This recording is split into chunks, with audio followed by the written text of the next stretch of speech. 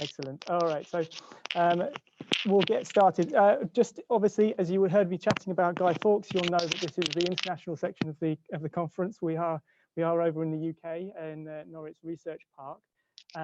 More specifically, we are around about Norwich Research Park is about 2 hours outside of London, about an hour and a bit outside of Cambridge. Infrastructure, though, is very good between the two locations in terms of sort of fundamental road and rail services. But actually, the rest of the area is fairly rural, and so it still maintains a really high quality of life and landscape. And between the areas that we're looking at, Cambridge and Norwich, and specifically, is an entity called the Tech Corridor, which I'll come on to describe a little bit more detail in just a bit. But just wanted to paint a bit of a picture for you first of really where we're focusing in on the western side of the city of Norwich, and the composite group of entities around the Norwich Research Park. To our sort of east, north, and south is the residential areas of the city, and out to the west is rural fields. And a river that runs through the campus gives a setting a very kind of bucolic feel. And actually, I'm in central London. Nick is there now, not in space.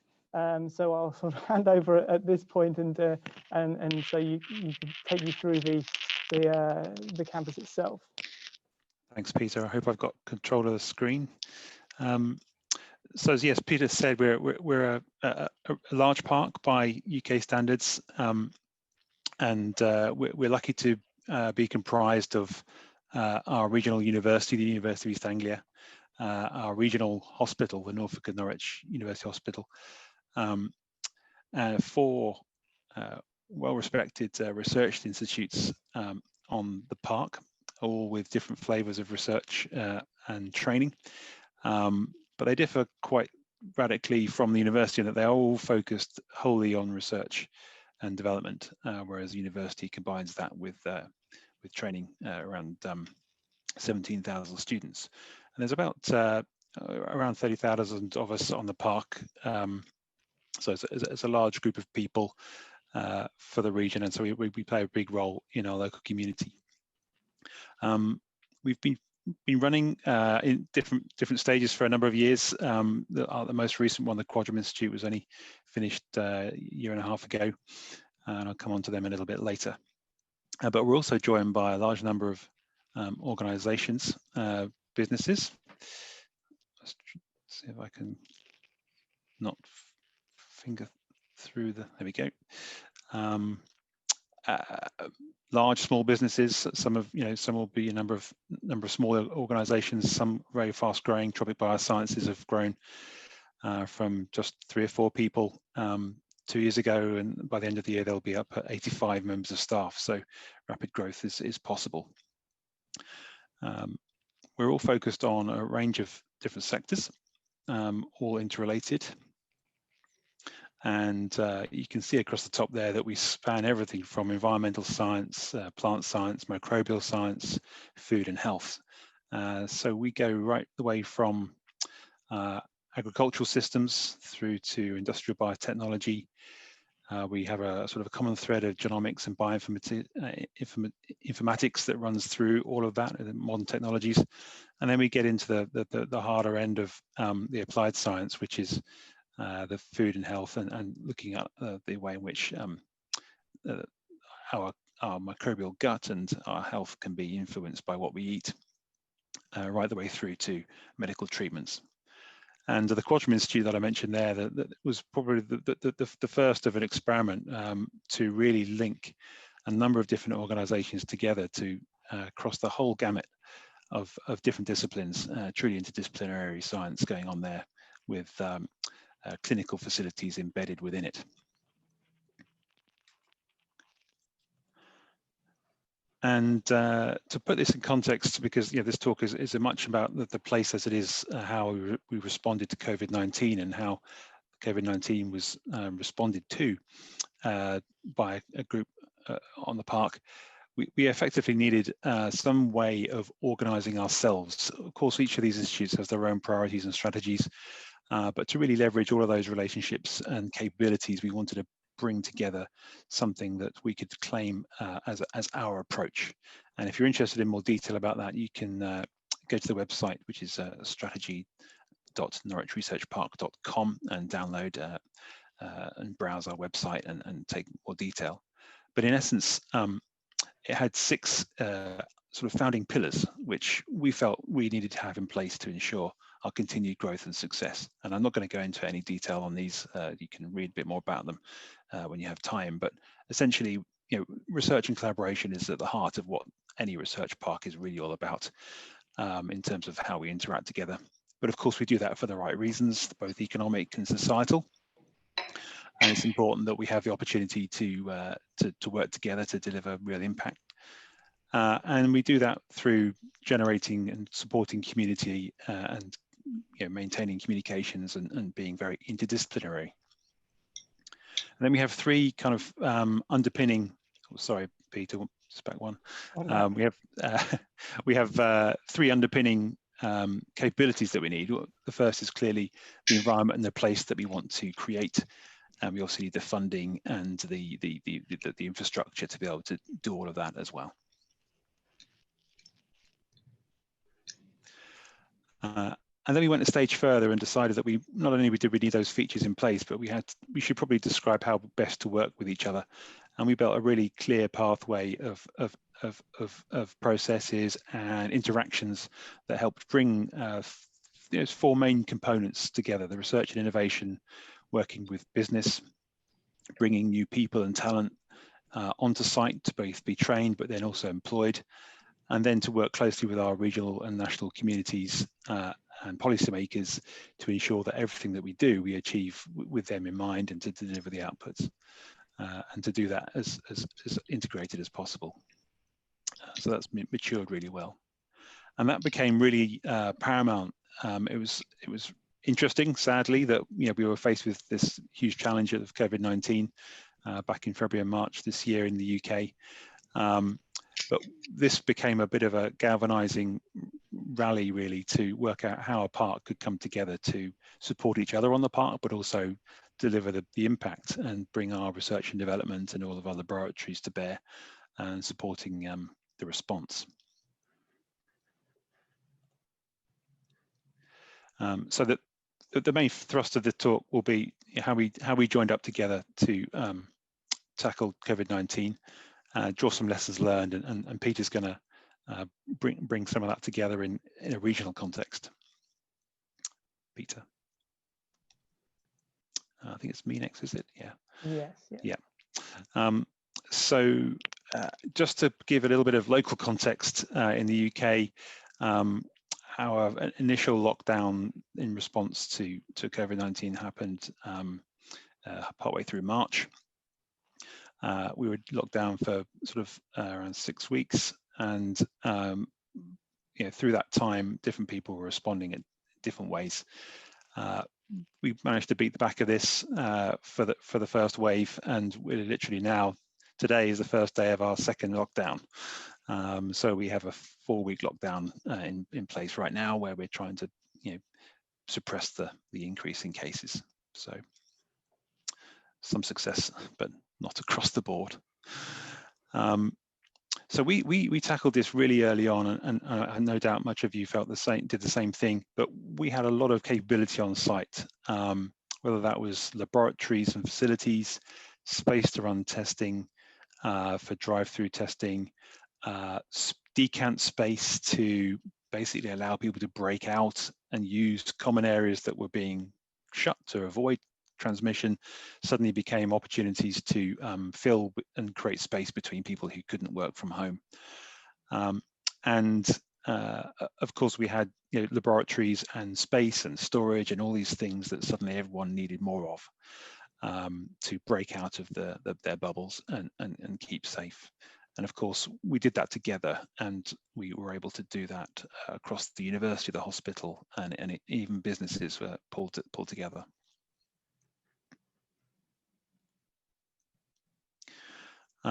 our main priority, as many, was to really ensure that the frontline staff had access to the safety equipment they needed, and that was paramount.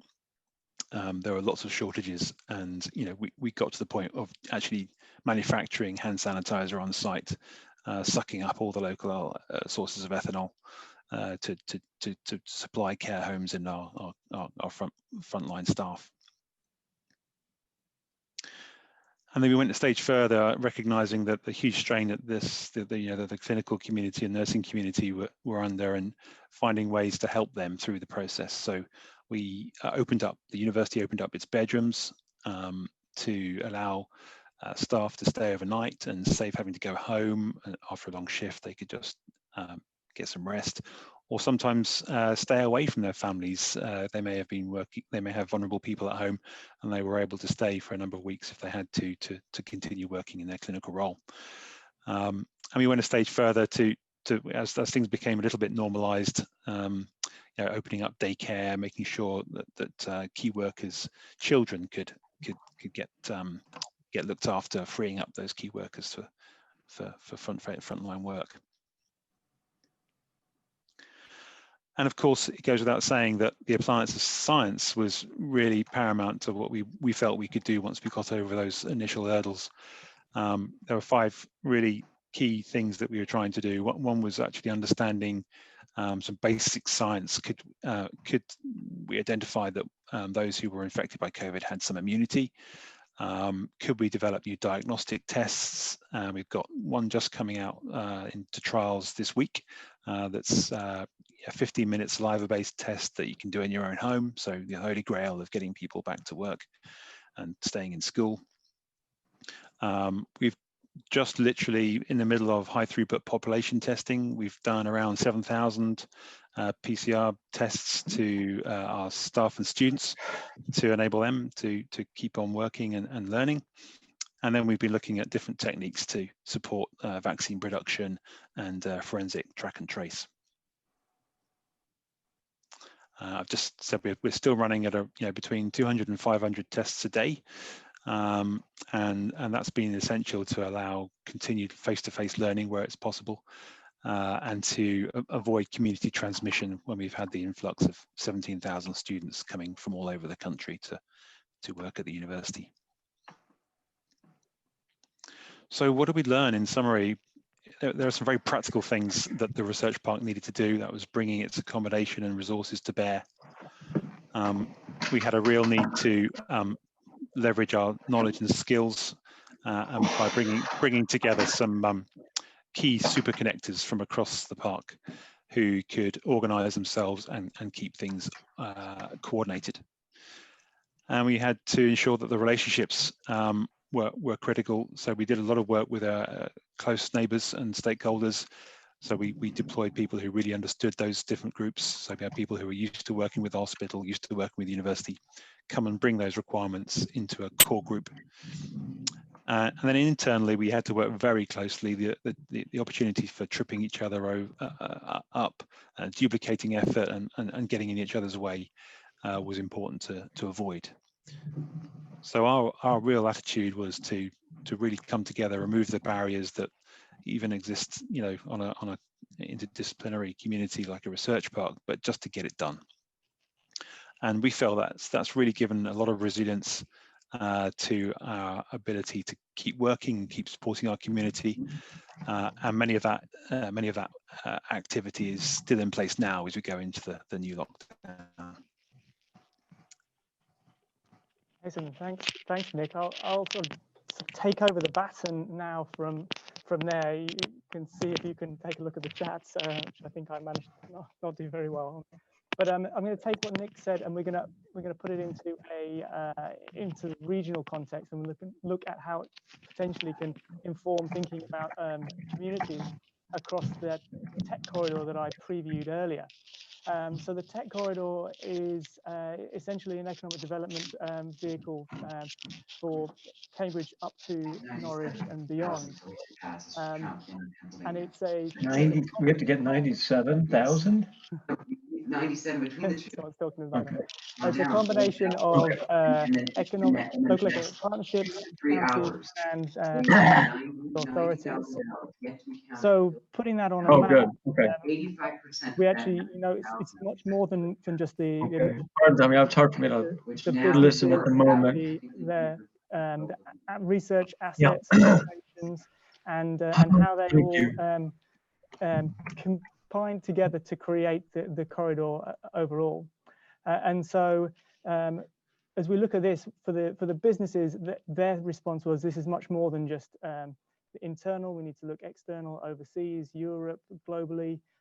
For the economic development officers, it was, how do we secure global recognition, but also then how do we keep the interest and the inquiries within the corridor and keep it moving forward. And so for us, about how we take the learning from Nick and start to apply that in ways that advance our thinking across the whole of the corridor.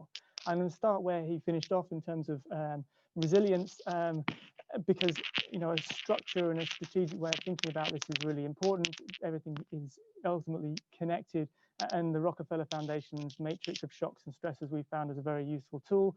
I only really put this slide up because this lady has the big decision as to where to put disease outbreak. She, just so you know, didn't get it particularly right. She put it further down on the bottom of the slide. It's low consequence, low likelihood, don't even need to worry about it. This is from the ambassadors group, the companies within the tech corridor. We ran this just before last year, which is why disease outbreak is probably not as high up their consciousness. But I think what's interesting here is we can start to look at where some of these other shocks and stresses fit into the learning from Nick's experience. And so, we can look at something like limited public transport accessibility.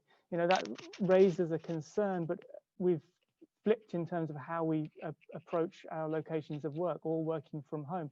Maybe this means that the public transport connectivity is less of an issue, but digital connectivity is increasing as an issue. And I know Nick tells a great story about how they transformed 2,000 laptops in a very short space of time to get them out and available for all of their staff and employees. And so, I think we've got to look to solving these problems in novel ways.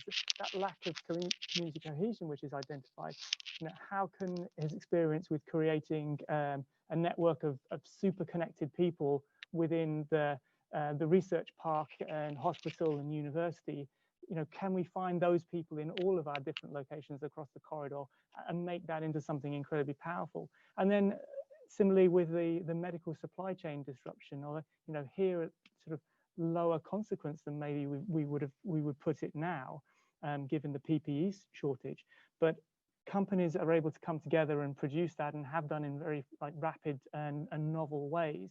And so can we learn from that in terms of making ourselves more resilient to these kinds of shocks and stresses in the future? I think absolutely yes. And what I'll show you now is a few extracts from the study that we worked on with the tech corridor, and including Nick and the research park. Our starting point was a cross-boundary approach was absolutely the foundation of our work. We actually took assets like the research park, like embedded infrastructure like train stations, and used those as a foundation for our clusters. So you're seeing here these red clusters of activity, but they're based essentially on a 3.5 kilometer catchment area.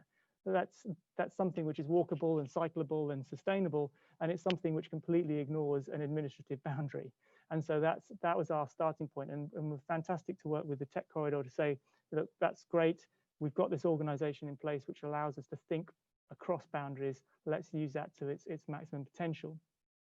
When we were then kind of moving into sort of impacts in terms of companies which are within the cluster and how we can support them, now we've identified these locations that they're active within. We need to think across the different sectors, and this comes back to that point of cross sectors like leveraging and support. So if you've got a high concentration of just lab space and nothing else in your location, some areas of Cambridge are in that situation, then are they missing out on opportunities for pilot manufacture and the more flexible informal space that you need to kind of bash things around and make things and test out ideas? And so we were able to start unpicking the sector influences. And as a result of that, in COVID, you see that some locations were hit worse. Some locations that didn't have a diversity of sectors represented were then obviously will take longer to recover. And so I think, this is a foundation of where these different locations are headed.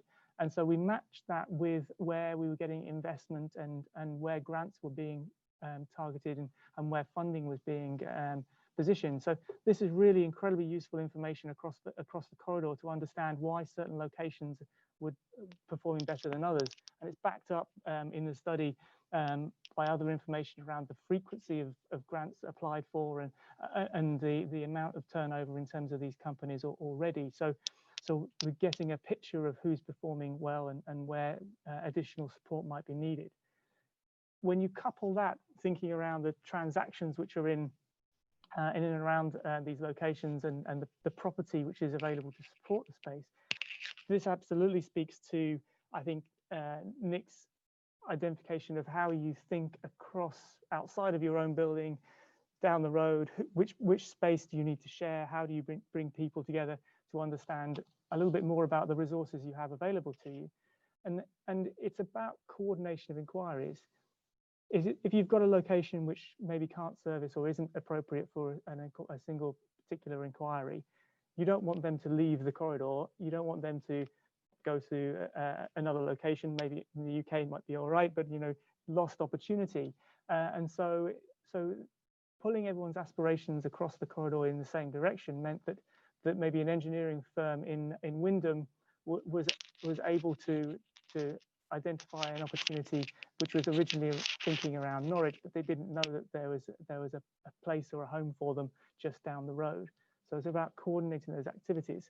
But then, aside from the markets angle, it's about the talent and the people.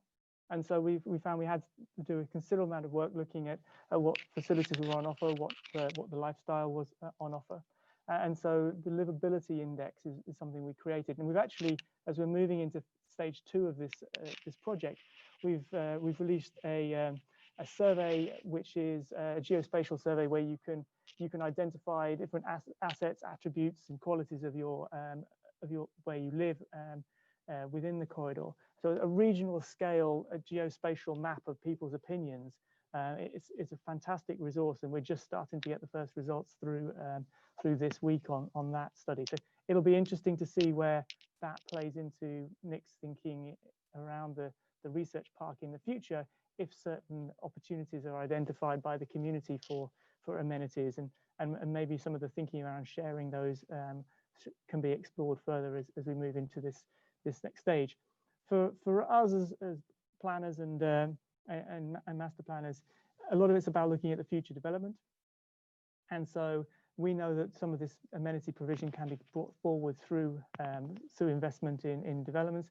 But what's interesting is that we also find that when we start to track the future development coming forward in our clusters, there's often a mismatch between where residential is coming forward and where commercial floor space is coming forward. And so bringing those two together is inherently sustainable, and that's really important to generating a long and resilient life for the clusters. It also brings into play one of the questions that we've had around COVID, just more generally in our corporate office dialogues around distributed networks, the more hub and spoke approach to working, as people no longer rely on a single sort of city centre location. And so the question for Norwich Research Park, and I think for Nick and maybe others out there, is around how can your location use the space that it's got more creatively in supporting meetings, temporary uses, companies who are distant but need a landing pad for a few people for a few hours to get some face-to-face time, even though they might have other locations that they often have a home in. And so the Centrum Centre here, you're looking at, I know, has kind of ramped back up its activities and is actively using its meeting room space at the moment for such activities. And then as we kind of think about that, you've also then got to think about connectivity. Again, that question of connectivity, who can get to where. What you're seeing here is a concentration of digital activity and versus public transport accessibility. And so you've got people who might have some public transport but very low digital download speeds. You know, that's a challenge for them. The research park is fortunate enough to be in a combination of both of those, but that means this catchment of bringing people in to be able to use the high-speed internet and other amenities on offer within the research park starts to become an interesting draw. Now, what we want to do is gradually over time build that across the whole of the corridor into a nice equitable availability of both physical and digital access. And so, as we're going to go into the conclusions, there's two aspects I just want to highlight. One is the sustainability and wellness. It's actually interesting for us that this is a key through all of our projects. Zero carbon and health and wellness are at the top of the agenda. I think Norwich Research Park already benefited from that bucolic environment I described at the beginning, and therefore it's maybe something that they take for granted. Other locations, more city centre, might want to look more carefully at how you continue to provide healthy buildings, good open space.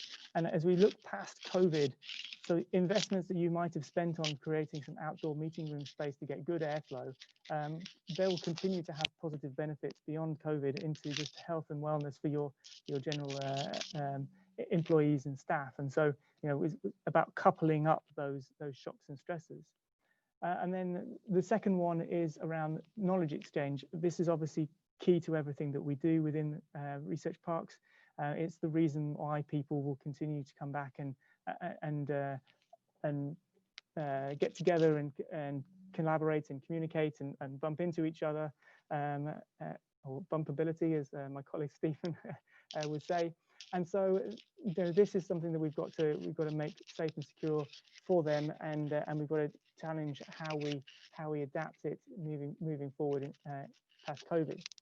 So I'll just kind of wrap up here by sort of taking what Nick's thoughts were in terms of conclusions and challenge points and put them into our perspective. In a practical sense, it's very similar. We're looking at understanding mapping of who and what and where, whereas Nick was looking at understanding across the estate portfolio what was appropriate and how to flexibly use space. For the knowledge and skills, we're looking at leveraging the ambassador network within the tech corridor to share expertise and information across companies, ones who are doing well, ones who might be struggling, to build strength from every company, from the smallest to the largest. From the relationships, from our work in terms of the spatial strategy, it's about pressure testing the ideas with business community and the local residents, and that's that online survey which is live at the moment. And then from the internal relationships within the organisations and the administrations within the corridor, it's about that open collaboration and bringing together that alignment of direction. And I think it was I was at the 2018 AURP conference, and someone described economic development as a team sport. Well, I think what we've provided through this study is a good understanding that it is a team sport, and we also now know a little bit more about the players who are involved in the team. So we're kind of able to make better decisions on that front. Attitude is proactive and open for business, and then that resilience is very much the systems approach, lining up actions that we might be spending money on now in terms of COVID, but making sure that we've got an eye to what the next challenge is and how they can better provide for what comes in the future as well. I will leave it there and see if we've got any comments or questions.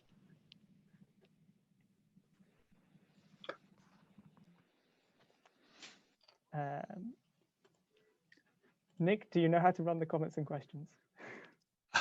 I've been in the chat. I've been chatting with Brian, who's landed us a question about how the corridor is branded, and how important that is. I responded by saying it's a branded program that works with a network of park and industrial locations, so it's brand light but strong on the network. Would you agree? I think I would agree to a degree. I think that the tricky element is overall the corridor has a brand, and it has to be recognizable globally. I mean, and part of talking about the tech corridor, it means that somebody knows, it's Cambridge to Norwich, and that's their focus. But each location within it has also got to be able to have their own brand. And so, it's very much, it sort of has to sit like a family in that regard. So, so you might have Hethel Engineering has its own very strong brand around the future of automotive. But then the Food Technology Park has a different brand. But together and combined, they sit within the overall tech corridor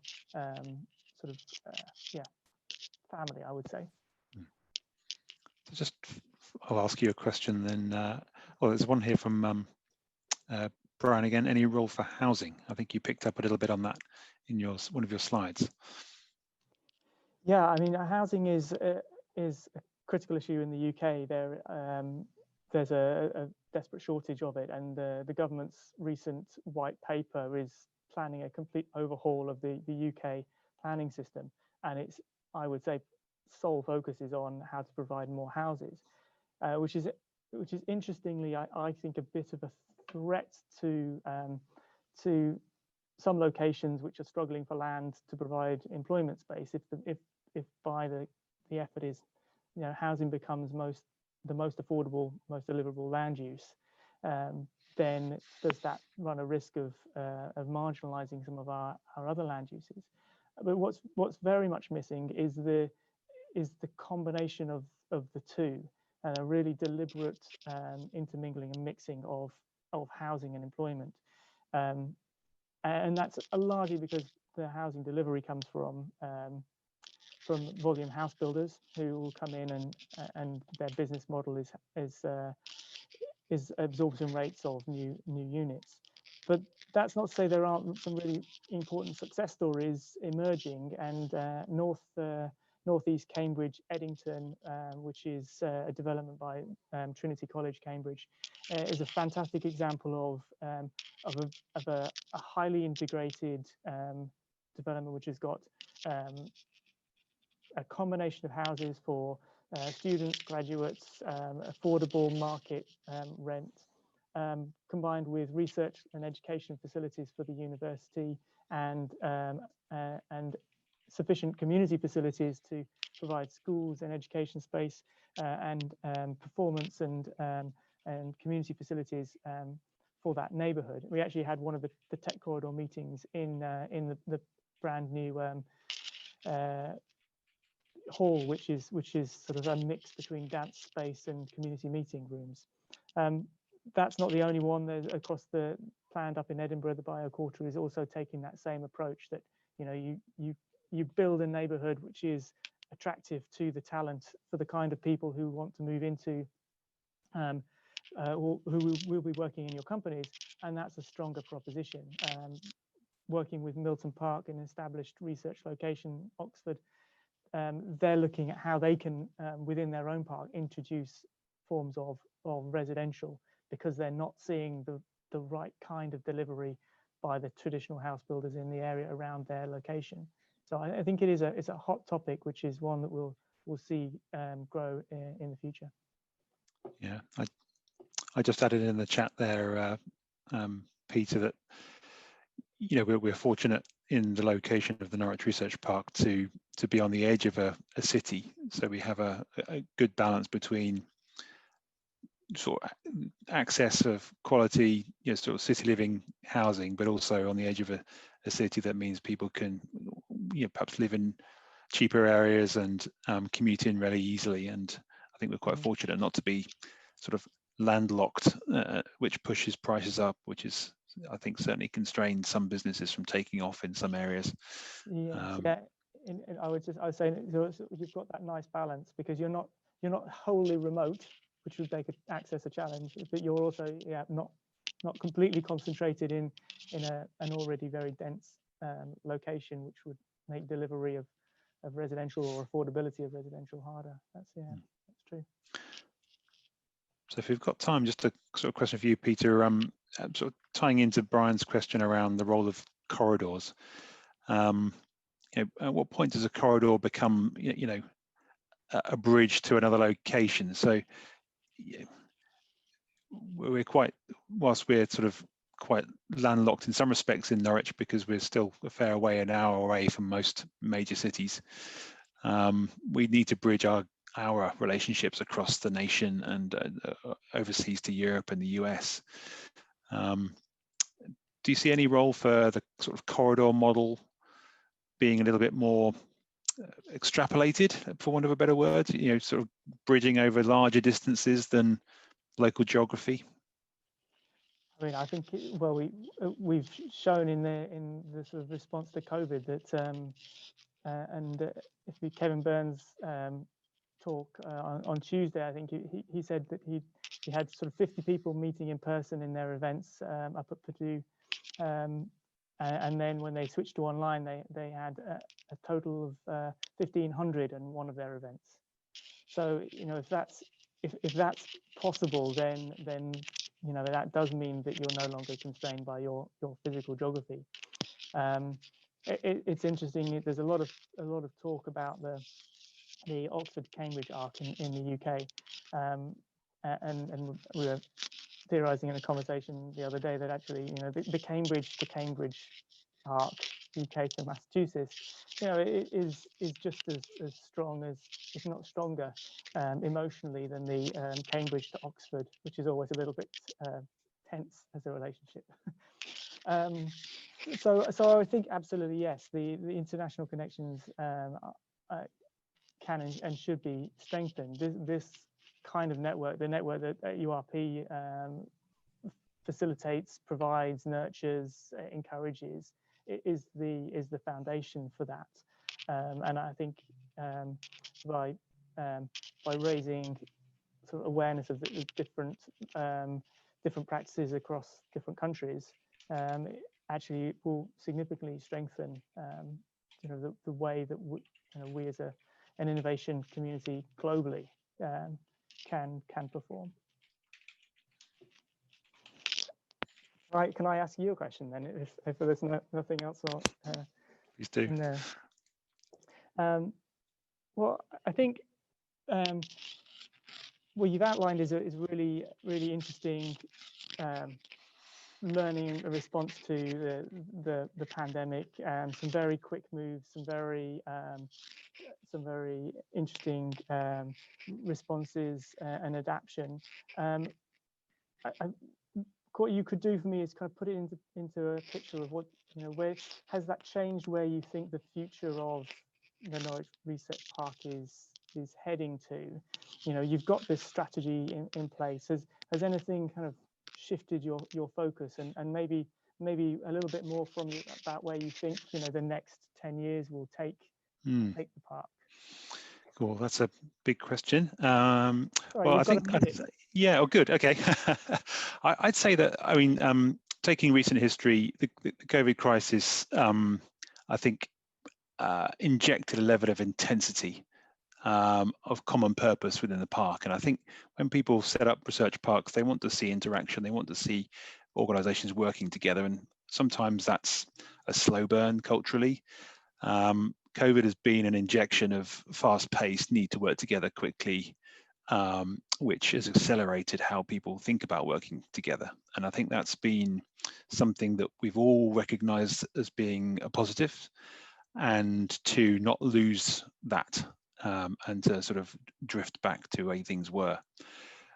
So from my perspective as Chief Operating Officer for the park, it's about maintaining the momentum of that, and then redirecting it to different programs of activity that continue to build and support that community development. So that's one aspect. And I think perhaps that another area where the COVID crisis has has perhaps shone a light is, and in part you've hit on it on your presentation as well, the importance of working with regional partners and organisations, some of whom you perhaps weren't as familiar with or knew existed until they became relevant. So I think the challenge for us is to make sure that we keep looking out regionally, nationally, internationally, to really work out where the relevant organisations and relationships need to be for us as a sector and as a community, because actually, you don't know who you need when you need them until you need them. And actually, it's organisations like research parks and corridors and other innovation districts who the managers of those can act as the kind of glue, really, to kind of keep those relationships alive. So when people come and go, relationships aren't lost, they're maintained.